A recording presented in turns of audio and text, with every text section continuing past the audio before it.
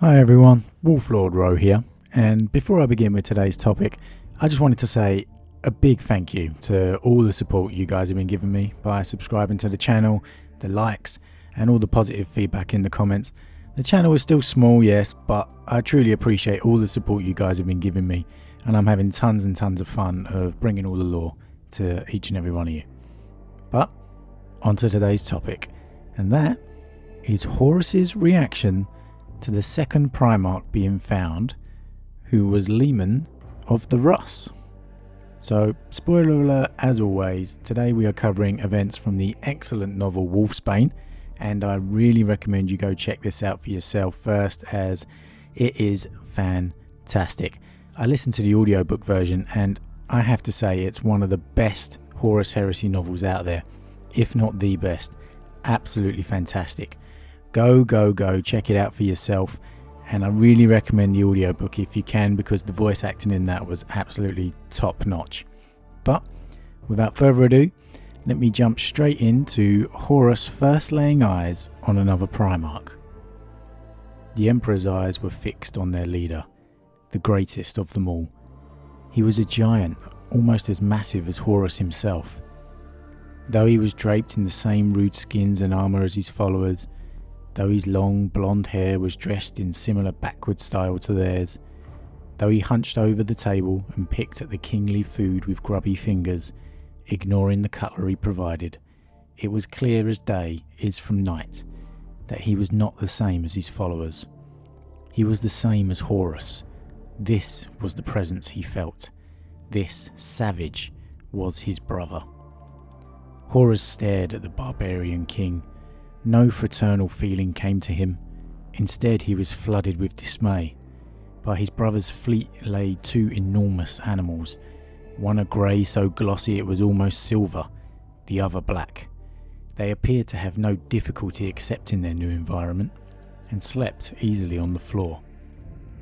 Okay, first off, as we've seen a few times throughout the Horus Heresy series, the Primarchs have a presence that their brothers can feel. I assume it has something to do with the warp and their psychic powers, and latent psychic powers in some of them. Obviously each Primarch has different strengths in regards to being psychic than the others, but it seems at least all of them can sense their brothers. Secondly, his instant reaction, no fraternal feeling came to him. Instead, he was flooded with dismay. Not quite the reaction you'd expect. I mean, Horus has obviously known they were looking for his brothers, since the beginnings. For years they've been together. Maybe he was thinking it wasn't going to happen.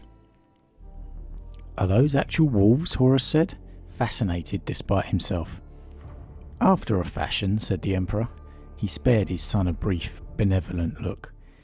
They resemble the animals of old Earth, though I think you would find the Terran species disappointingly small if you ever saw one. They look like wolves, said Horus. He thought of his own legion's badge and his warriors' lupine affections. They seemed trite and false by comparison to the men below. They were human wolves, walking on 2 feet. They live with wolves, he said. They believe themselves kin to them. Wolves are important to their culture, said the Emperor. These men are primitive, said Horus guardedly. He tried to look past his prejudice to their potential. They were strong, and if they were as proficient in combat as they looked, would make excellent recruits for the legions. At the same time, the idea of these brutes let loose in the stars appalled him. He tried to smother the emotion, but it squirmed in his mental grip and would not die. Of course, his father read his mind. Of course. The Emperor smiled. An expression felt more than seen. Are the gangs of Chthonian more civilized than these men? Are the techno-barbarians of terror who fight in my name? One of the warriors was tapping at a decanter with a dirty fingernail, puzzled by the glass. A roar of laughter went up from his fellows as he accidentally pushed it from the table, and it shattered on the marble floor. Glass skittered across the hall, priceless purple soaked into irreplaceable rugs. They know of war with guns, said Horus. The Chthonians know technology. The stars were no mystery to us. These men carry swords of plain steel. He avoided saying the words savage aloud, only just. Their highest art is the forging of steel, admitted the Emperor. Their world has regressed to a pre-technological state, and if you saw it, you would not be surprised why. It is a beautiful, savage place of ice, fire, and monsters. A charming experiment in reconstructed mythologies. What do you mean? Fenris is a relic from the days before Old Night. Rarely did the Emperor refer to the past, even so obliquely as that. So Fenris was some form of experiment? An attempt at making a world based on Norse mythologies, it would seem? A real-life Midgard? A good way of explaining the Space Wolves in the 40k universe, but actually a really clever way of opening up some more storytelling. Kind of gives him a bit of a leniency and divulging a bit more from the Midgard and Norse mythologies. That would lead to some really great stories as well in the Space Wolves based novels. And we're getting one of the best looks at the Emperor with one of his sons here that we've ever seen. How he interacts and what his relationship with them was like. We're even getting to see some rare glimpses of the Emperor showing emotions. There's a theme of the Emperor not having emotions and being too far above mortal feelings to understand them, but here we are getting to see that the Emperor, he does understand them, and not only that, he displays them himself. "Are they fit to serve you, my lord?" asked Horus. He hurried on before the Emperor could reply. "They will take much training. Think of the acclimatization period. We have wiped out cultures more sophisticated than theirs. We should do the same to them." It was a plausible lie. His objections to these wolfkin were rooted elsewhere entirely, and he was ashamed of that. "We have killed many similar societies, but we have welcomed hundreds more worlds like theirs into the Imperium. Fenris has complied. There will be no purge." Horus was bereft. He was no longer alone. He should not care, but he did. He was embarrassing himself. Sensing his son's resentment, the Emperor rested a hand on Horus's shoulder. The touch sent shivers into Horus's soul. Loving devotion welled in his heart that he could not deny, try as he might. "I understand your disappointment," the Emperor said, amused. "You and I have fought side by side for years. It is natural for you to feel this." The Emperor's humour grew. Horus basked in it like he would the sunlight, even as it burned him. Sibling rivalry. "But I need him. We need him. He was made by me as you were. He is a brother for you, if you like. Brotherly competition is to be encouraged, as it will drive you on to greater efforts." The Emperor required Horus to look at him, so Horus did. "I know he's a little rough around the edges. Would you believe he challenged me to an eating contest?" The Emperor laughed softly. "But I will tolerate no dissension between you. You are to cooperate. You must learn to make war together. I am relying on you to help me civilize him." "Impossible. He is a savage," said Horus, unable to keep the word to himself any longer. "I advise you not to underestimate him, Horus," said the Emperor. "He is woven from the same genetic threads that you are. He has conquered half a world 100 times more savage than Cophonia. Had I not found him and taken him from his people, all of Fenris would have been his. That feat would have been," once more he smiled, "impressive. Do not underestimate him," he repeated. So, again, some real emotion from the Emperor. And you can understand it. He's happy to have found his second Primarch. He even laughs at Russ challenging him to an eating contest. I mean, did you ever think we would see that? The Emperor literally making a joke, having a joke. You know, and I never thought we'd see that. And then we got Horus, a typical son reacting to news of a new brother, fearing of losing his parents' attention. It's the typical sibling jealousy that all families would go through. And the Emperor seems to realise it in some way. You know, he's trying to comfort Horus a little, but still, you know, you see the Emperor, the architect, that sees his grand plan coming together. He's found another one of his Primarchs, and he's just as impressive as planned. All of Fenris would have been his. That feat would have been impressive.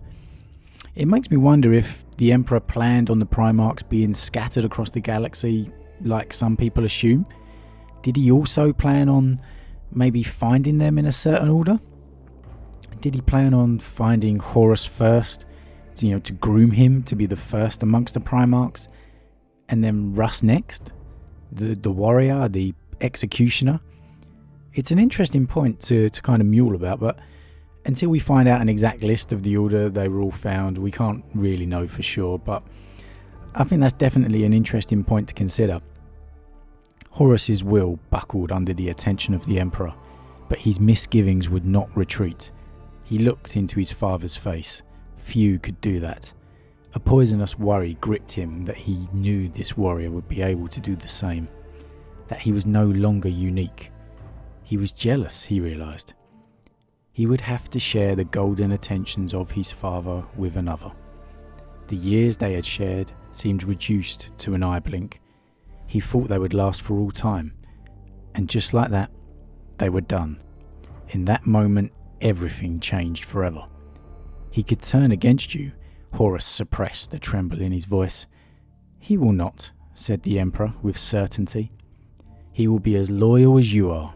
His efforts will multiply yours when he takes control of his legion. 2 of you striding the heavens. So a little wink wink, nod nod there, a little on the nose there, Black Library, but a great line nonetheless. He will be as loyal as you are. The Emperor truly didn't know the heresy was coming, but also, the early signs are here that he never questioned Russ's loyalty. We see it later in the heat of the heresy during a conversation with Malcador. The Emperor never doubts Russ. Never. Despite his feral nature, his executioner role and his warrior way, he doesn't doubt Russ in the slightest. Let's carry on. The Emperor was pleased. This is a prodigious day. You are going to give him a legion, said Horus. Forgive me, father, but is that wise? I gave the gang lord of Cophonia his. It was your birthright, as it is his. Horus dropped his eyes. The Emperor radiated a sense of such wisdom. Once more Horus was ashamed to have questioned him. You are entitled to your misgivings, Horus, said the Emperor. But you must make this work. He is only the first. I am the first, thought Horus before he could stop himself. If I can find him and you, then the others will be located eventually. You must grow used to the idea that you are no longer alone. His father was pleased by that thought. Horus could not be. If I cannot trust you to learn how to work with the others, to lead them as the first of my sons, then I have overestimated you, the Emperor said. He said it blandly, but the thought of disappointing his father struck Horus with panic dread. I will not fail you, father, he swore. I shall befriend him. I shall help you teach him. So, a really eye-opening few passages there. Horus undoubtedly jealous at finding his next brother. Did he feel that way each time another was found? Or did it grow with each finding of each brother?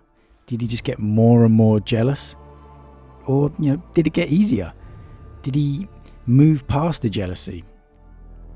Or were the seeds of the Horus heresy planted in that very moment?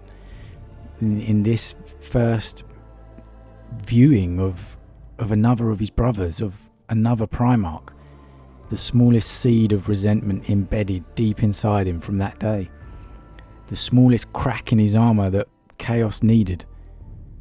I am the first, thought Horus before he could stop himself.